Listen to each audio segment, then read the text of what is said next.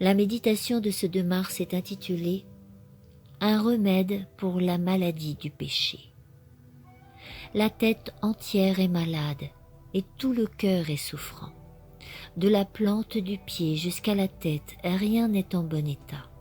Ce ne sont que blessures, contusions et plaies vives qui n'ont été ni pansées, ni bandées, ni adoucies par l'huile. Ésaïe 1, 5, 6. Il existe un remède pour l'âme affligée par le péché. Ce remède, c'est Jésus notre précieux Sauveur. Sa grâce suffit au plus faible, mais le plus fort périt sans elle.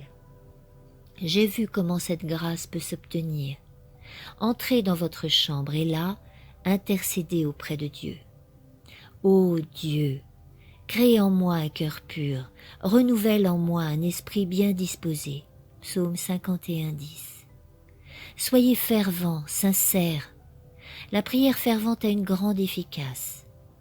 Comme Jacob, luttez en priant. Soyez dans l'angoisse, comme Jésus dans le jardin lorsqu'il sua des grumeaux de sang. Ne quittez pas votre chambre avant que Dieu vous ait revêtu de puissance. Que Dieu me garde de cesser de vous avertir. Jeunes amis, recherchez le Seigneur de tout votre cœur. Approchez-vous avec empressement quand, ayant enfin compris que vous péririez sans l'aide de Dieu, vous soupirez après lui. Comme la biche soupire après le courant des eaux, alors le Sauveur ne tardera pas à vous communiquer la force. Vous éprouverez une paix qui surpasse toute intelligence. Pour être sauvé, il faut prier. Prenez le temps nécessaire et mettez tout votre cœur dans vos prières. Demandez instamment à Dieu d'opérer en vous une réforme totale, afin que vous portiez les fruits de son esprit et que vous resplendissiez comme des flambeaux dans le monde. Ne soyez pas une entrave ou une malédiction pour la cause de Dieu, mais plutôt une aide et une bénédiction. Si Satan vous dit que vous ne pouvez jouir en toute liberté d'un plein salut, ne le croyez pas.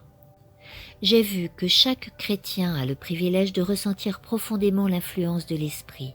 Il est envahi par une paix céleste et il aime à méditer sur Dieu et sur le ciel. Il se rassasie des glorieuses promesses de la parole. Si ceux qui professent d'être chrétiens aiment Jésus plus que le monde, ils se réjouiront de parler de lui comme de leur meilleur ami, en qui se concentrent leurs plus chères affections. Il vient à leur secours quand ils se sentent perdus et sur le point de périr. Quand ils étaient fatigués et épuisés par le péché, ils se tournèrent vers lui. Il leur enleva leur charge de culpabilité du péché et dévia tout le courant de leurs affections. Alors, ils haïrent les choses qu'une fois ils aimèrent les choses qu'ils haïssaient. Amen. Si tu as apprécié cette méditation, n'hésite pas à liker le petit pouce qui pointe vers le ciel et à partager.